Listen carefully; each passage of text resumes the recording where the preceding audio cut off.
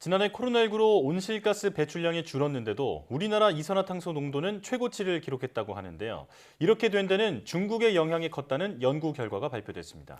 네, 오늘 날씨학개론에서 이와 관련한 자세한 이야기 나눠보겠습니다. KBS 반기성 센터장과 함께합니다. 어서 오십시오. 네, 안녕하세요. 네, 안녕하십니까.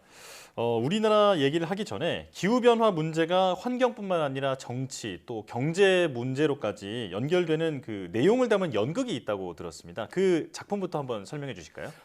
일단 기후 위기가 가져오는 재앙은 경제적인 그런 어떻게 보면 위기를 가져오고요.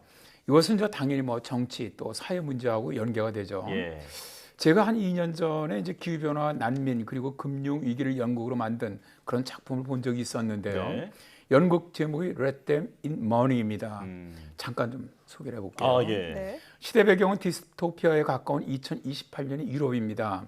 이탈리아의 유럽 연합 탈퇴했다는 유로존 붕괴, 심각한 가뭄으로 터전을 지킬 수 없는 이란 난민들의 대이동, 또 인공지능으로 대체된 인간의 노동, 생체 이식 칩을 통한 데이터 통제와 감시 등으로 유럽은 큰 혼란에 빠져 있는데요. 네. 이제는 국민의 인권을 지켜줄 국가의 개념도 모호한 이때 저항대 단체죠. Let Them In Money는 무능한 정치가와 탐욕스러운 자본가들을 잡아다가 정책 실패의 책임을 묻습니다. 네. 인민재판처럼 벌어지는 추궁은 라이브 방송을 통해서 전파되고요. 시민들은 댓글을 달며 함께 설전을 벌이는데 바로 실패한 현재를 만든 책임이 과연 누구에게 있는가입니다. 독일의 명문 극단이자 극장인 도이체스테 다티아타의 작품으로 10년 뒤 세상은 어떤 모습을 띠게 될까라는 질문에서 출발했다고 합니다. 네. 그런데 기후변화로 인한 심각한 가뭄이 생겨나고 또 기후 난민이 생겨나는 설정은 단순히 연극 속 상상으로만 그칠 이야기가 아닌 것 같은데요.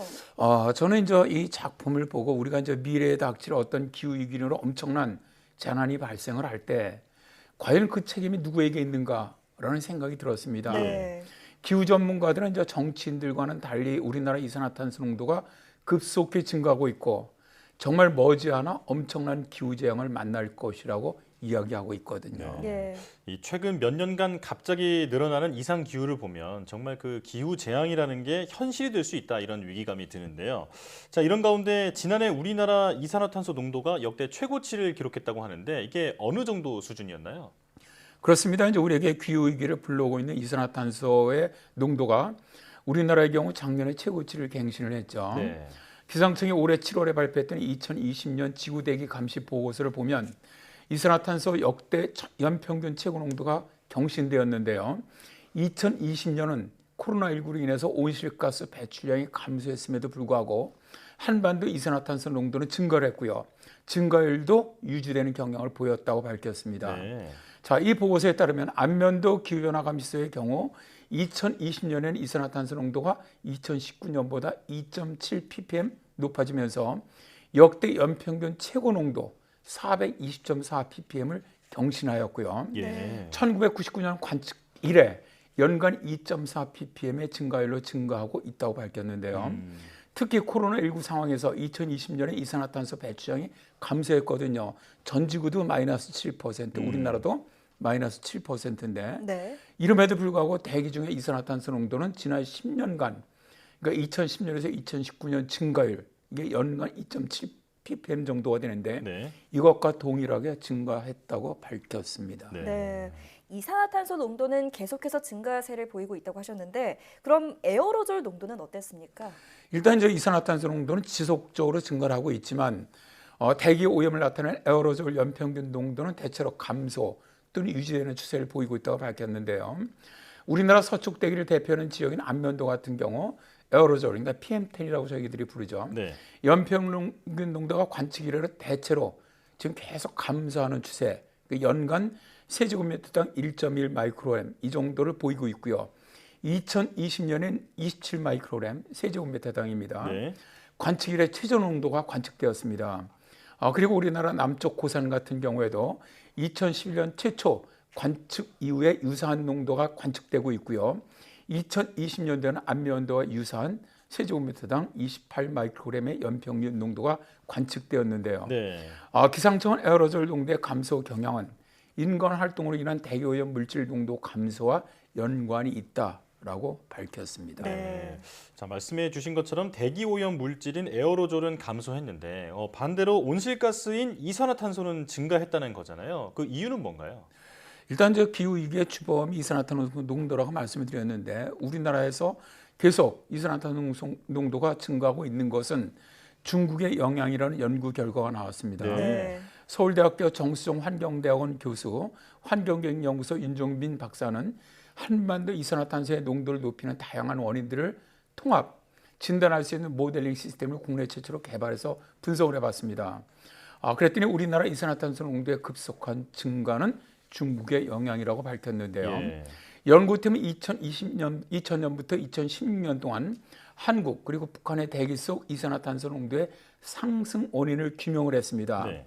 이들은 경제 성장에 따른 배출량의 변화, 그다음에 산림 식생의 탄소 흡수 및 토양 호흡을 통한 탄소 배출, 해양 물리 및 생지화학 과정, 토지 이용 변화에 따른 탄소 배출, 대기 수송에 따른 원고리 효과 등 한국과 북한의 대기 중 이산화탄소 양 증가에 기여하는 여러 가지 인자들의 기여율을 정량적으로 산출했습니다. 네. 이 결과 2000년에서 2016년 동안 한국과 북한의 대기 중 이산화탄소 농도는 중국의 풍하측, 그러니까 바람이 불어가는 측이죠. 우리나라 거기 위치해 있는데 여기에 위치해 있으면서 다른 지역보다 빠르게 상승하고 있다는 겁니다. 네. 우리나라의 경우 대기 중 이산화탄소 농도가 전 지구 평균 상승률 대개 이게 2.05 ppm인데 이것보다도 연평균 13% 정도 가파르게 지금 상승을 하면서 2.32 ppm을 보이고 있는데요. 이 중에 우리나라의 수출 주도의 급격한 경제 성장을 위해서 증가한 화석 연료 에너지 공급이 대기 중 이산화탄소 농도를 0.12 ppm만큼 증가시키는 역할을 했고요. 네. 육상 생태계 흡수량이 연평균 0.02 ppm 감소시켜주는 효과가 있다라고 밝혔습니다. 네. 네. 자, 중국의 영향을 받는다고 하셨는데 그럼 중국에서 한반도 상공으로 유입된 이산화탄소는 구체적으로 어느 정도 수치를 보이고 있나요? 일단 지금 현재 중국에서 우리나라 쪽으로 가지고 오는 그 탄소의 양이 굉장히 지금 많거든요. 네. 네. 근데 탄소 양뿐만이 아니라 실제로 여러 가지 지금 말씀하신 것처럼 대기 오염 물질이나 이런 에어로졸 같은 것들도 있거든요. 네. 이제 그러한 것들이 실제로 에어로졸이 이제 지금 많이 감소하고 있는데 어쨌든 지금 문제가 되고 있는 것들은 사실 이런 것들이 일단 그 중국에서 우리나라에 이산화탄소에 영향을 주는 것들이 네. 대개 이제 아까도 말씀드렸지만 거의 한 96%가 중국의 영향이라는 것이거든요. 네. 사실 이게 매우 충격적인 연구 결과입니다. 네. 연구팀 우리나라 이산화탄소 농도의 급속한 증가는 중국을 포함한 외부에서 배출되면서 한반도 상공으로 유입되고 있는 이산화탄소 증가 때문이라고 분석을 했는데요. 사실 이제 문제는요.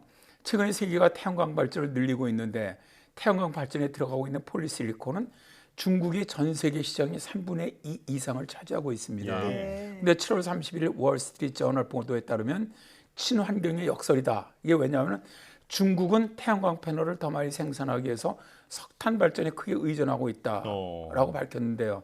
정말 걱정입니다. 네. 왜냐하면 석탄 발전은 가장 많은 이산화탄소 배출 분야이거든요. 네, 그렇군요. 친환경의 역설이라는 말, 이 부분이 참 새롭네요. 자, 이산화탄소 말고도 미세먼지 그리고 또 오존층 파괴 물질까지 이 국내로 유입된다고 하는데 구체적으로 설명해 주시죠. 그렇습니다. 현재 우리나라에 영향을 주는 이러한 여러 가지 물질들 중에서 대개 이제 그 미세먼지 같은 경우는 한 32% 정도가 중국의 영향으로 보고 있습니다. 네. 이것은 이제 연평균을 나타내는 거고 겨울이나 봄철의 고농도 시기에는 중국의 영향이 훨씬 더 커지죠. 일단 중국 미세먼지 영향은 나중에 소개하도록 하고요. 오늘은 이제 오존층을 파괴하는 물질들이 중국에서 배출되고 있는 사실을 좀 소개해 보도록 하겠습니다. 네. 지구의 오존층을 보호하기 위해서 1989년에 몬트리올 협정이 체결되었고요. 이후에 이제 각국은 오존층을 파괴하는 물질 배출을 규제해 오고 있죠. 네. 세계적인 노력으로 성층권 일부 지역의 오존층이 2000년 이후 10년 동안에 1에서 한 3% 정도 속도로 회복되고 있는 추세고요. 네. 이런 속도로 이제 회복이 된다면 북극이라든가 북반구 중위도 오존은 2035년 이전에 완전히 오존이 치유가 되고요. 남반구 중위도는 2050년, 남극 지역은 2060년 정도 가면 완치될 것으로 봅니다. 네. 근데 조건이 있습니다. 모든 나라가 몬트리올 의정서의 약속대로 오존층을 파괴하는 물질을 배출하지 않는다는 조건에서입니다. 네. 우리나라 같은 경우는 몬트리올 의정서를 아주 착실하게 이행하는 모범 국가예요. 그런데 동아시아에서 아주 급속하게 오존 파괴 물질인 사유마탄소 배출이 증가하고 있다는 보고서가 나왔습니다.